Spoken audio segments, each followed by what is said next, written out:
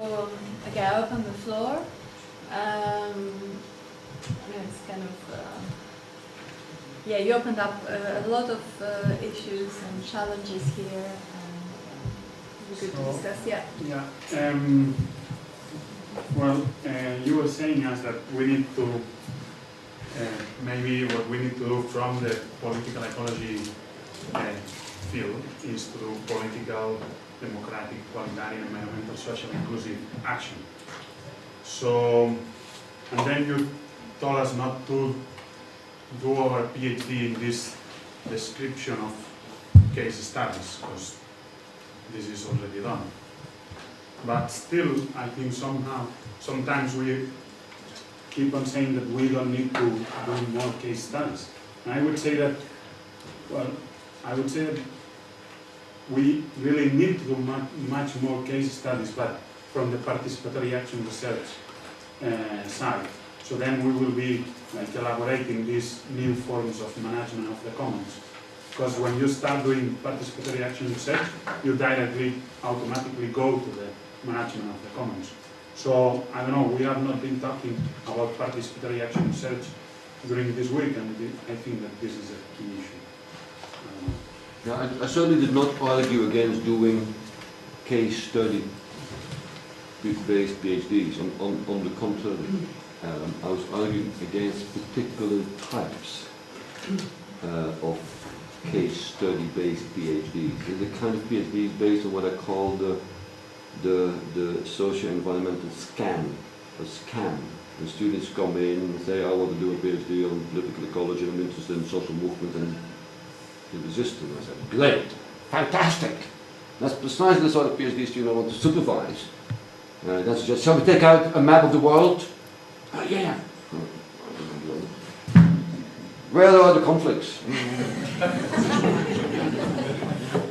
Which one would we want to pick? Well, the Himalayas is like, sorry, don't want me to do that. Neutral example. Yeah, so Tokyo seems to Fukushima, yeah, no one's working for Fukushima. Yeah. Fukushima saying, oh, that's great. That's precisely what we should not be doing. That's precisely what we should not be doing. This sort of case study work. I fully agree with you that we should do more. Since not all, but much of the work is very dystopian. It's about suffering. It's about failure. It's about this continuous imposition of the Moloch. You know, that is the mining company or whatever that fucks up. Excuse my French. That has a negative effect on communities. It's painful. It's painful. I mean, look at the pictures of violence. Jesus God, you know.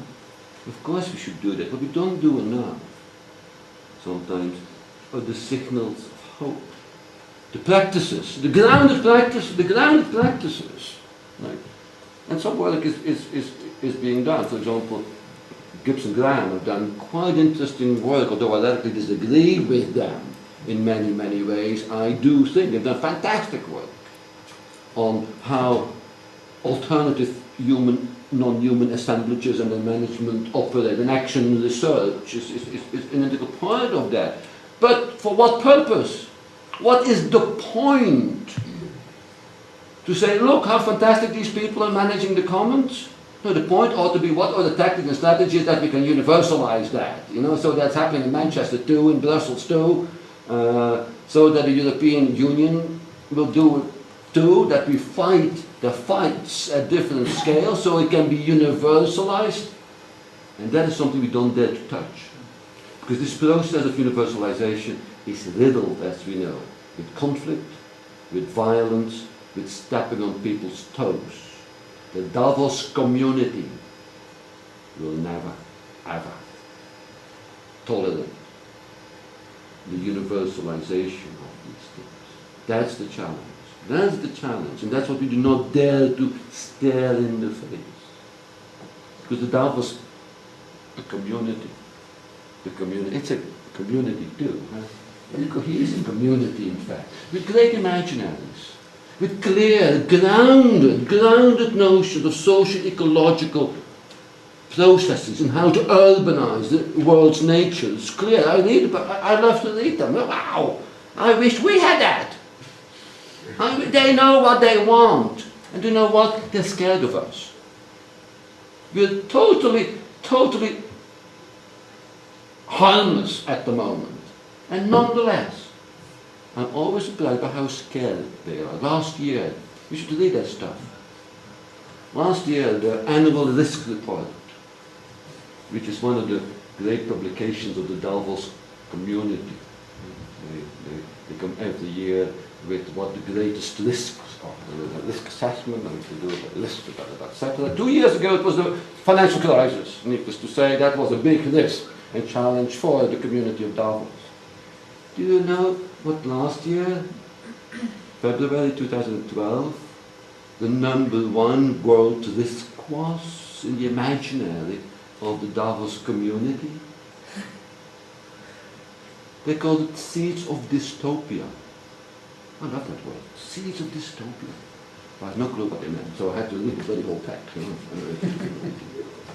What they meant was the Indignado, Occupy, Arab Spring movements. They called it seeds of dystopia. I thought, what the heck?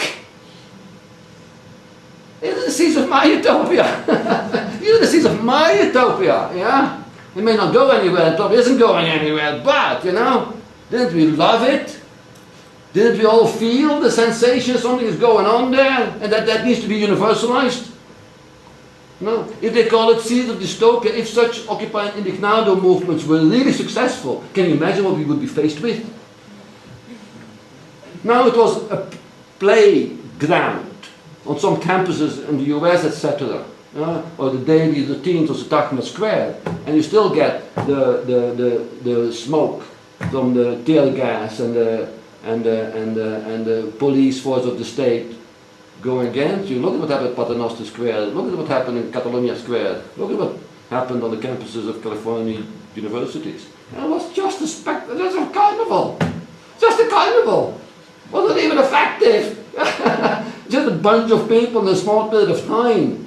We don't dare to face the consequences of universalizing our utopia with the other side of necessity. Now, if I were Warren Buffett, I would think that's pretty dystopian too, what these people want, you know? This will be the end of my empire. It will be the end of my way of organizing the socio-ecological metabolism of urbanization. Obviously, that's precisely what you want, is it not? Or do you think you're going to convince Buffett?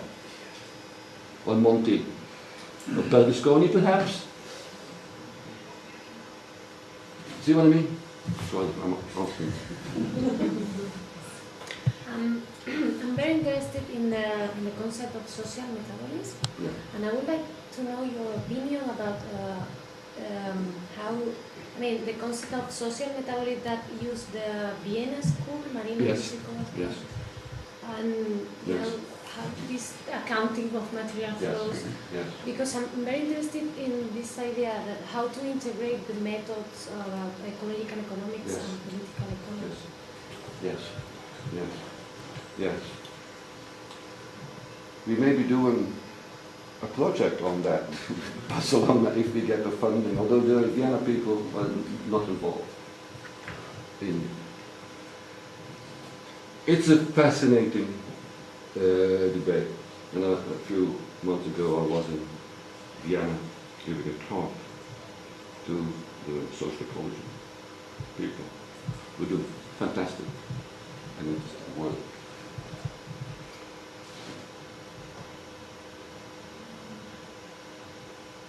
What they do mostly is basically the accounting of things. And they're very, very good at that.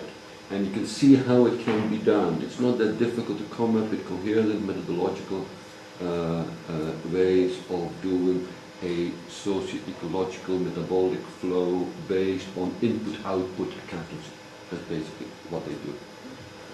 My argument would be is that doing this is absolutely necessary, but is pre-theoretical. It doesn't tell us anything.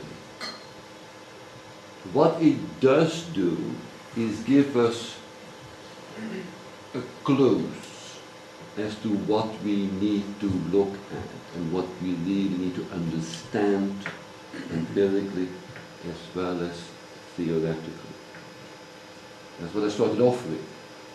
Things, they're looking at things, the flow of things. I consider, like Alex did yesterday, I consider things to be the embodiment of a whole series of relationships. That's what we need to look at. That is the socio-ecological mechanisms that makes these things move, that make it appear, that make it visible so that we can count and account for it. It is strictly parallel to Alex's quote from Marx's footnote, where Marx said, I said that we had to use it yesterday afternoon in my college. Is technology, Marx says, discloses social relations to nature.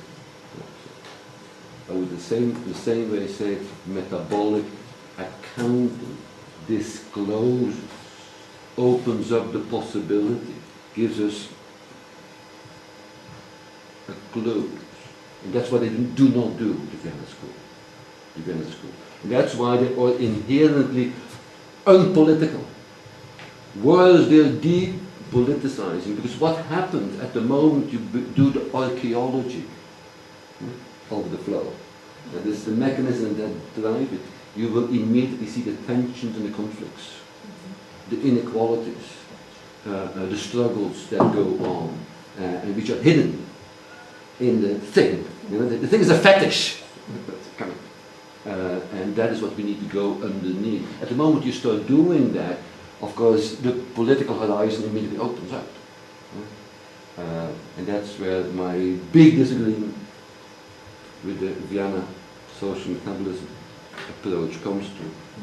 That's why they get such a lot of money to do all these metabolic accountancy things. They get gigantic volumes of money to churn out one or another thing. Now, who's against doing that? It's great, it's very insightful, it's useful for technocratic management. It's perfect. No, I can give it to the EU or to a local council, they can do all sorts of things with it, they love it. If you're going to say to them, well, actually what that shows is an intense socio-ecological inequality, intense struggles, etc. See what I mean? So I would argue that that is what we should do. And we should tell the people in Vienna to give up on being stupid academics and start thinking about what it is that's actually counting.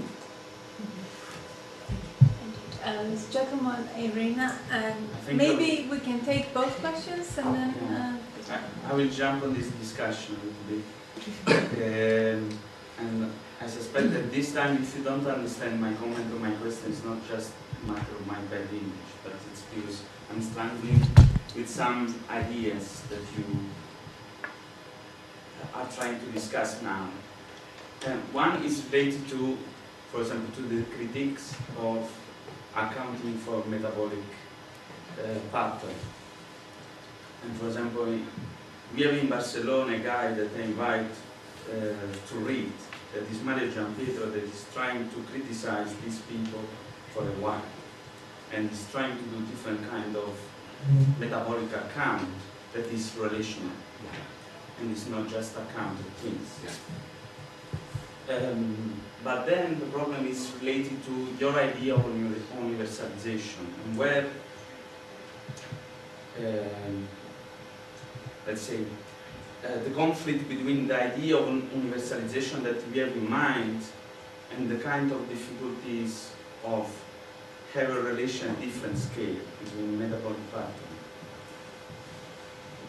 I think in this struggle you cannot think in concrete terms, as we did, for example, in the last century, in terms of universalization or access to some kind of public utilities and so on. And this isn't the most complex way to rearticulate our political vision, I think.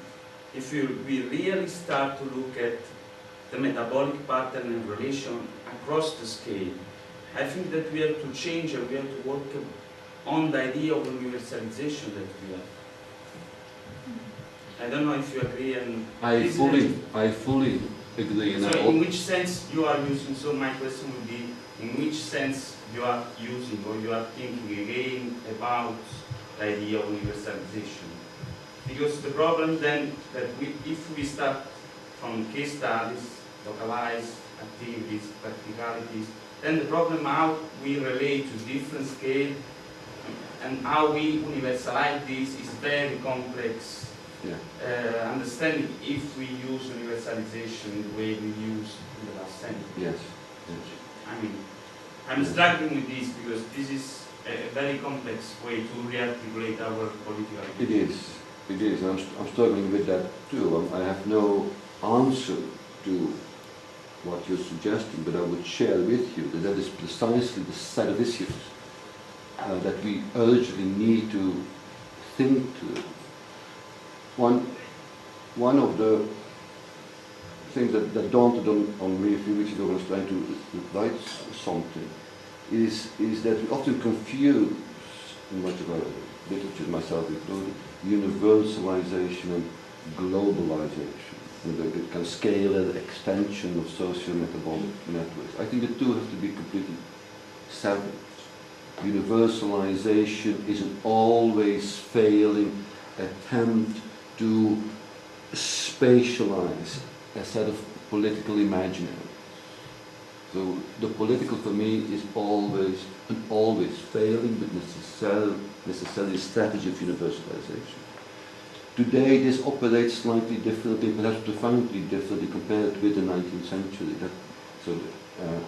Part of that has to do with what we would call a globalization of socio-ecological metabolic flows, but the grounded globalization, the extension of those. And how to bring these two into some sort of conversation needs to be done urgently. That's what we might want to think about. Can we? Is there hope for the 21st century? Or, the dilemma we are faced with politically in the 21st century is an easy one. Either we believe that a different world is possible, the different socio-ecological configuration is possible, and we better start thinking about what that might be, how to do that, which methodologies, practices, etc. Because we don't even know. Or we believe it's not possible, and let's become technocratic eco-managers. That's fine too, actually. That's fine too. Right? But let's not pretend one and do the other. And we're not very, very good at thinking through whether a transformative configuration is still possible to think, let alone practice. Last question. I appreciate your focus on the bringing political back, and I acknowledge that you wrote about democracy as becoming sort of the foundation of discussion about political equality, right? Yeah. And we all know that democracy has been used and abused in so many ways. Yes. It actually became one of the values that is so easily commodified. Yes. I recognize some of your ideas from Rancière, and he writes about hatred of democracy. Yeah. So what kind of democracy? Yeah. It's just, I was wondering if you are thinking about more proliferation kind of thing. Yes. Okay. Yes. Again, this is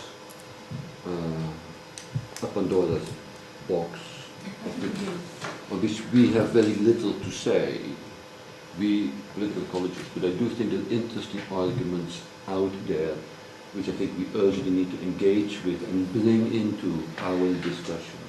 too. So I do use the word democracy. I get very often slammed for it. That we should not use that word. There's nothing any longer we can do with the word or the practice of what we consider democracy. But yeah. So, and I'm actually very sympathetic to that. I actually do agree with most of the arguments that say democracy in its actual contemporary functioning is not any longer useful universalizing principle or a useful political institutional configuration if you start from an emancipatory, egalitarian, transformative politics. We should ditch it. That's what Badiou and Zizek to some extent systematically argue. There's nothing we can do with it anymore. Let's talk about what we really want, and that word is communism. Ditch a democracy. That's what I would really like to discuss, these sort of things. So I use the word democracy a bit strategically, because it's not as contested. Democracy is a properly post-democratic world today, a post-political world today. So that's one set of issues. The second set of issues is that a democracy, as Roncière and others argue, is inherently split. It's split down the middle, and it's split into two incompatible yet interacting configurations. That is, democracy as a set of institutionalized practices choreographed by a set of actors who in certain configurations define issues and problems, negotiate them and implement them. What we usually refer to as democratic institutions, elections, participation, policy making, etc. In most of our arguments, democracy is reduced to the set of institutionalized practices of which all of us know that they're actually undemocratic. We know that. We know that. We have thousands of studies that say, well, women are excluded from that, the poor are excluded, etc., etc., etc. So the empirical analysis of the democratic functioning of everyday configurations we are very good at. We are very, very good at. Now, I can do that with my eyes closed, so to speak. You know, give me a topic and I'll do the institutional configuration for you in 2 days. That's easy. The thing that is forgotten is the other side of the split thing, is the democratic. The democratic as a axiomatic assumption of equality upon which that whole other edifice is built. Yeah?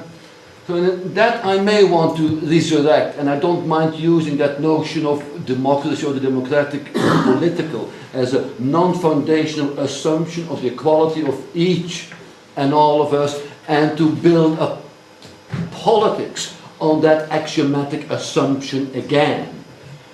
Because that is systematically ignored and forgotten, right? And that is where this approach differs so fundamentally from one that articulates on justice. Yeah? Equality is there is nothing in nature, in God, or in a community that says that we're all equal. In fact, we all know we're unequal. Yeah? That's what our studies have shown for hundreds and hundreds of years. We know we're unequal. You don't need to be a big academic, Nobel Prize for an academic to know that. You don't need it. We understand that quite well. What the democratic, nonetheless, presumes that we're all equal. It states it in light of the empirical evidence that it's untrue.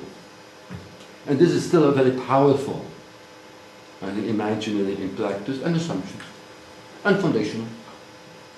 We just accept that that is the premise. Let's start from that. And I think that in that, so it might be useful to foreground again this other axis, this other part of the democratic paradox.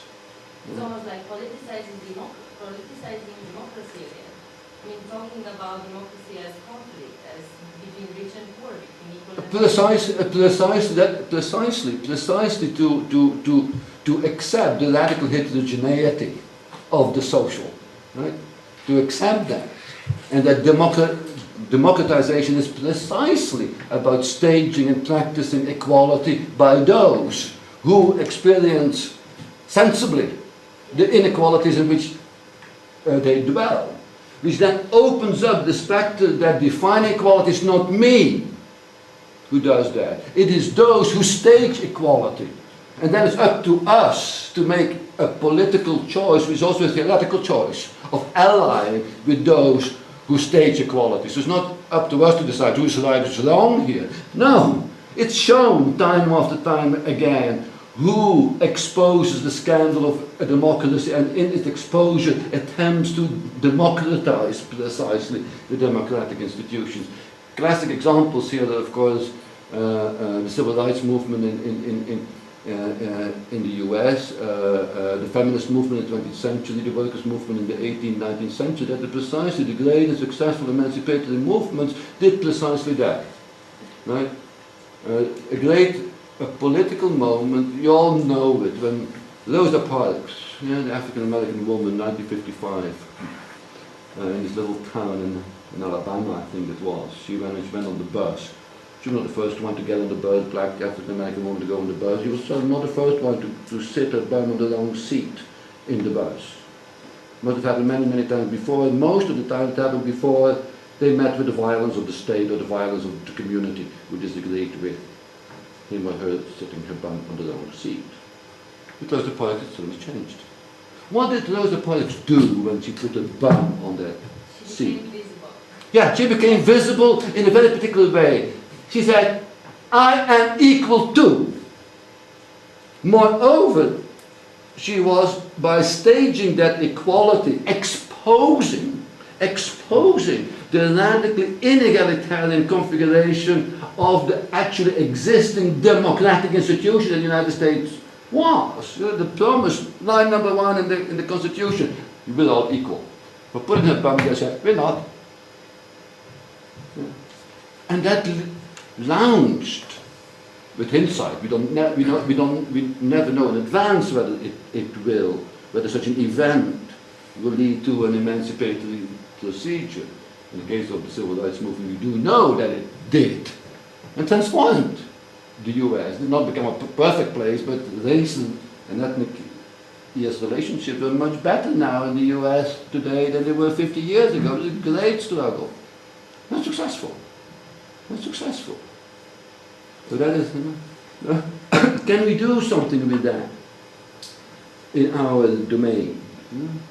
Thinking political thoughts and practices through. And what would that mean then in turn for human, non-human relationships, etc.? I don't know exactly either.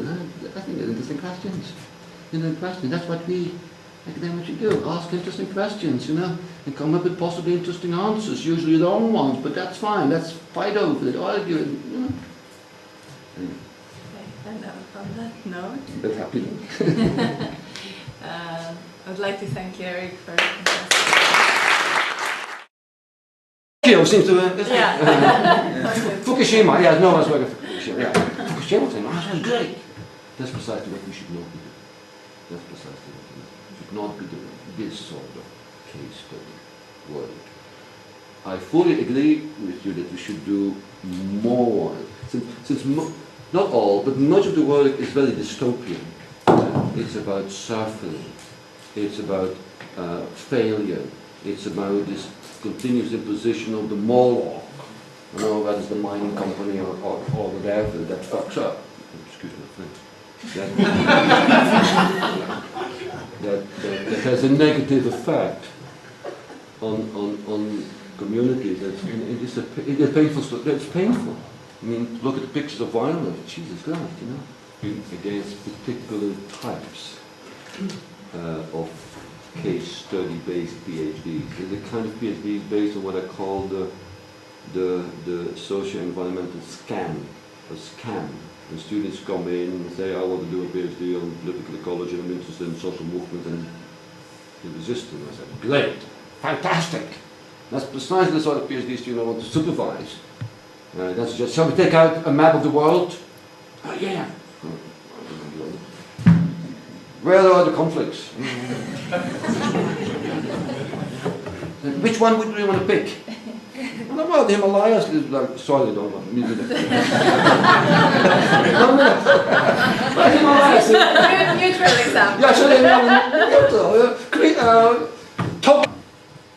But still, I think sometimes we keep on saying that we don't need to do more case studies. And I would say that, we really need to do much more case studies, but from the participatory action research side. So then we will be like elaborating these new forms of management of the commons.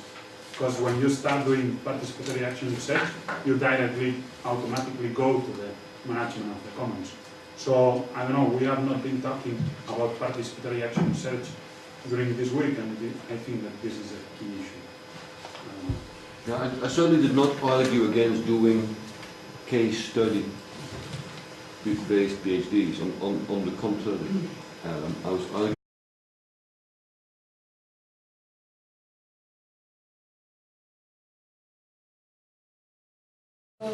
Okay, I open the floor. It's kind of you opened up a lot of issues and challenges here, and we could discuss. Yeah. Well, you were saying us that we need to maybe what we need to do from the political ecology field is to do political, democratic, egalitarian, environmental, social, inclusive action. So, and then you told us not to do our PhD in this description of case studies, because this is already done. Of course we should do that, but we don't do enough. Sometimes, are the signals of hope. The practices, the grounded practices, right?